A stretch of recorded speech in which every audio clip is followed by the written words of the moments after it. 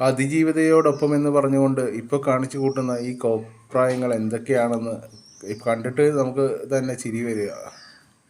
ഇന്നലെ KSRTC ബസ്സിൽ എന്താ പറയുക, ഒരു ദിലീപ് പടം വെച്ചു എന്ന് പറഞ്ഞിട്ട് ദിലീപ് പടം ആ സിനിമ പറക്കം തളിക കളിക്കുന്നു, അത് കാണാൻ ഞങ്ങൾക്ക് താല്പര്യമില്ല എന്ന് പറഞ്ഞ് ഒരു കൂട്ടം സ്ത്രീകൾ അത് നിർത്തിവെപ്പിച്ചു. അതിജീവിതയ്ക്കൊപ്പം എന്നുള്ള ഒരു വിഷയമാണ് അവർ പറഞ്ഞത്. ദിലീപിൻ്റെ പടങ്ങൾ ഇനി കാണുന്നില്ല, ബഹിഷ്കരിക്കുന്നതിൻ്റെ ഭാഗമായിട്ടാണ്, അല്ലെങ്കിൽ അവൻ്റെ പടം കാണാൻ താല്പര്യമില്ല എന്നാണ് പറഞ്ഞത്. ഇതൊക്കെ ഭയങ്കര കോമഡി ആയിട്ടല്ലേ തോന്നുന്നത്? കാരണം നമുക്കൊരു വിഷയത്തിനകത്ത്, ഇപ്പോൾ ദിലീപ് വിഷയത്തിനകത്ത് ദിലീപ് കുറ്റക്കാരനാണെന്ന് കോടതി വിധിക്കാത്തിടത്തോളം കാലം കീഴ്ക്കോടതി വിധിയാണ് ഇപ്പോൾ വന്നിരിക്കുന്നത്. നിങ്ങൾക്ക് അങ്ങനെ പ്രശ്നമുണ്ടെങ്കിൽ എന്ത് ചെയ്യണം? നിങ്ങൾക്കെന്നല്ല, ഇപ്പോൾ ഈ ആർക്കെങ്കിലും കീഴ്ക്കോടതി വിധിയിൽ എന്തെങ്കിലും അസംതൃപ്തി ഉണ്ടെങ്കിൽ, അല്ലെങ്കിൽ കറക്റ്റായിട്ട് നീതി നടപ്പാക്കിയില്ല എന്ന് തോന്നിയാൽ ഉടനെ നമുക്ക് അടുത്ത ലെവൽ കോടതികളിലേക്ക്, മേൽക്കോടതിയിലേക്ക്, ഹൈക്കോടതി, സുപ്രീം കോടതി വരെ നമുക്ക് പോകാനുള്ള ഓപ്ഷനുണ്ട്. ഇപ്പോൾ നമ്മൾ വാദിച്ച വക്കീൽ പോരാന്നുണ്ടെങ്കിൽ നമുക്ക് അതിലൊന്ന് പ്രഗത്ഭരായ വക്കീലുമാരെ കണ്ടെത്തി ആ കേസ് ഏൽപ്പിച്ച് നമുക്ക് കയ്യിലുള്ള തെളിവുകൾ, ഇപ്പോൾ പോലീസിന് കണ്ടെത്താൻ പറ്റാത്ത തെളിവുകൾ അത്രയും ഈ പറഞ്ഞ ഓൺലൈൻ മാധ്യമങ്ങളിലൂടെയും ചില വ്യക്തികളൊക്കെ പറയുന്നത് ഞങ്ങളുടെ കയ്യിൽ തെളിവുകളുണ്ട്, മറ്റേ അതാണ് ഇതാണെന്നൊക്കെ പറയുന്നുണ്ട്. ഓക്കെ, അപ്പോൾ എൻ്റെ അഭിപ്രായം ഇതാണ്, നിങ്ങളുടെ കയ്യിൽ തെളിവുകളുണ്ടെങ്കിൽ നിങ്ങൾ അതെന്ത് ചെയ്യണം? പ്രഗത്ഭരായ ഒരു വക്കീലിനെ ഏൽപ്പിച്ചിട്ട് മേൽക്കോടതിയിൽ കേസ് വാദിക്കുക. ദിലീപിന് ശിക്ഷ മേടിച്ചു കൊടുക്കാൻ, അല്ല, ദിലീപിലേക്ക് നീങ്ങുന്ന വ്യക്തമായ സോളിഡ് പ്രൂഫ്, അതായത് എന്താ പറയുക, കോടതിക്ക് വിശ്വാസയോഗ്യമായിട്ടുള്ള തെളിവുകൾ നിങ്ങളുടെ ഭാഗങ്ങളിൽ ഉണ്ടെങ്കിൽ അത് ഏൽപ്പിച്ചുകൊണ്ട് ആ കേസ് നടത്തി അതിജീവിതയ്ക്ക് നീതി മേടിച്ചു കൊടുക്കുകയല്ലേ ചെയ്യേണ്ടത്. അല്ലാണ്ട് ഈ മാതിരി എന്താ പറയുക, സിനിമ ബഹിഷ്കരിക്കുന്നു. ഈ സിനിമ എന്ന് പറയുന്നത് ഇപ്പം ദിലീപ് അഭിനയിക്കുന്ന പടങ്ങളിൽ ദിലീപിൻ്റെ മാത്രം പടമല്ല, അതിനകത്ത് ഒരു പ്രൊഡ്യൂസറുണ്ട്, അയാളാണ് ആ കാശ് മുടക്കുന്നത്. അയാൾ ആ ദിലീപിനെ വെച്ച് പടം എടുത്തു എന്ന പേരിൽ അയാൾക്ക് ഇതിൻ്റെ പ്രശ്നങ്ങൾ, അല്ലെങ്കിൽ അയാൾ കോടിക്കണക്കിന് രൂപ മുടക്കിയേക്കുന്നത് അയാൾ ഒരു ലാഭം പ്രതീക്ഷിച്ച്, അല്ലെങ്കിൽ ആ പടം വിജയിക്കാൻ വേണ്ടിയിട്ടാണ്. ഇപ്പോൾ നിങ്ങളുടെ ഈ സമര രീതി, അതായത് പടം ബഹിഷ്കരിക്കുക എന്ന രീതി വെച്ച് വരുമ്പോഴത്തേക്കിന് ആ സിനിമയുമായി ബന്ധപ്പെട്ട് കിടക്കുന്ന ടെക്നീഷ്യൻസ്, അഭിനയിച്ചവർ, ജൂനിയർ ആർട്ടിസ്റ്റ് അടക്കമുള്ള ആൾക്കാർക്ക് ആണ് ബുദ്ധിമുട്ടുണ്ടാവുക. കാരണം അവരുടെ പടം ഓടിയില്ലെങ്കിൽ അവർക്കാണ് ബുദ്ധിമുട്ട് വരിക. പ്രധാനമായിട്ടും നിർമ്മാതാവിന് നഷ്ടം വരും, ഡയറക്ടർക്ക് നഷ്ടം വരും, അങ്ങനെ എല്ലാവർക്കും നഷ്ടം വരുവാണ് ഇതിനകത്ത്. കാരണം സിനിമ ദിലീപിൻ്റെ മാത്രമായിരിക്കില്ല, ആ ദിലീപ് അഭിനയിച്ച പടത്തിനകത്ത് ഡയറക്ടർ മുതൽ പ്രൊഡ്യൂസർ മുതൽ താഴേക്ക് കീഴേക്കിടയിൽ ലൈറ്റ് ബോയ് വരെ അതിനകത്ത് കഷ്ടപ്പെടുന്നുണ്ട്. അവരുടെ കഷ്ടപ്പാടിൻ്റെ വില നിങ്ങൾ ഒരു നിമിഷം കൊണ്ട് നശിപ്പിക്കുകയാണ് ചെയ്യുന്നത്. അപ്പോൾ നിങ്ങൾ അതിജീവിതം നാണം കെടുത്തുന്നതിന് തുല്യമായിട്ടാണ് ഇപ്പോൾ നിങ്ങൾ കാണിച്ചുകൊണ്ടിരിക്കുന്ന ഓരോ കോപ്രായങ്ങളും മനസ്സിലാക്കുന്നത്. ഇതിനകത്ത് ഈ നമ്മുടെ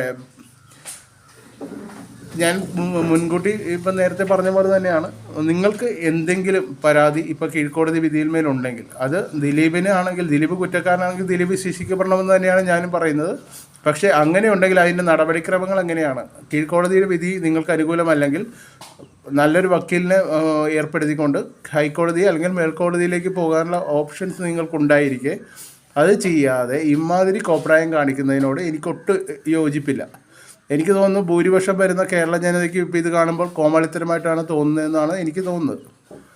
നീതി ലഭിക്കണമെങ്കിൽ അത് നമ്മൾ അതിനുവേണ്ടി ഫൈറ്റ് ചെയ്യുന്നെങ്കിൽ അതിൻ്റെ രീതിക്ക് ഫൈറ്റ് ചെയ്യുക, അതിനുള്ള വഴികൾ തേടുക. അല്ലാണ്ട് ഈ മാതിരി ദിലീപിൻ്റെ പടം വെച്ചേക്കുന്ന ബസ്സിൽ ആ പടം നിർത്തിവെപ്പിക്കുക, അല്ലെങ്കിൽ ദിലീപിൻ്റെ പടം തിയേറ്ററിൽ വന്നാൽ അത് എന്താ പറയുക, ആരും കാണാൻ പോകില്ല, ആരും കാണാൻ പോകരുതെന്ന്, അത് ഇഷ്ടമുള്ളവർ കാണട്ടെ, അത്രേ ഉള്ളൂ.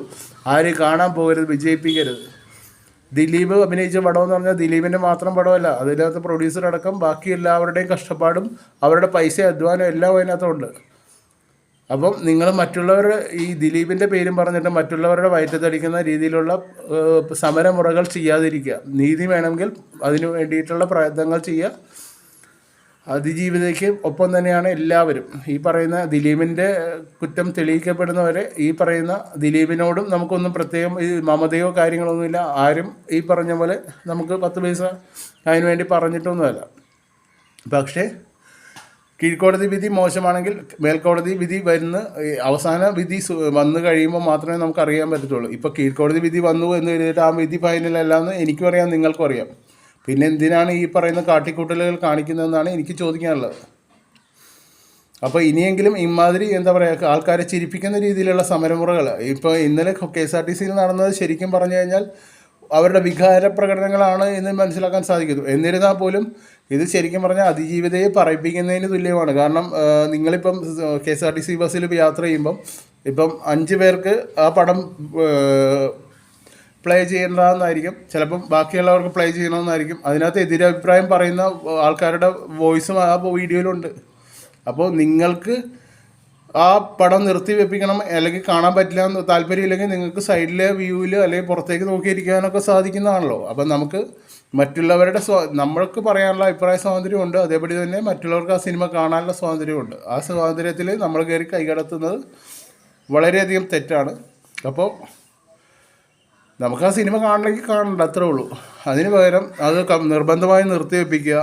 അങ്ങനെ ഇതൊരു പബ്ലിക് ട്രാൻസ്പോർട്ടാണ്, അതായത് നമ്മുടെ പ്രൈവറ്റ് കാറോ അല്ലെങ്കിൽ അങ്ങനെയൊന്നുമല്ല, നമ്മുടെ പബ്ലിക് ട്രാൻസ്പോർട്ടാണ്, കേരള സ്റ്റേറ്റ് ട്രാൻസ്പോർട്ട് അതോറിറ്റിയുടെ വണ്ടിയാണ്. അപ്പോൾ അതിനകത്ത് കാണേണ്ടവരുണ്ടാവും, കാണാത്തവരുണ്ടാവും. അതിനകത്ത് നമ്മൾ ഇങ്ങനെയുള്ള ഒരു വാശി പിടിക്കുമ്പോഴത്തേക്കിനും നമുക്ക് കാണണ്ടെന്നുണ്ടെങ്കിൽ നമ്മൾ സൈഡിലേക്ക് നോക്കിയിരിക്കുകയോ വല്ലയിടത്തോട് നോക്കിയിരിക്കുകയോ ചെയ്യാവുന്നതാണ്. കാണുന്നവർ കാണട്ടെ എന്നേ ഞാൻ പറയത്തുള്ളൂ.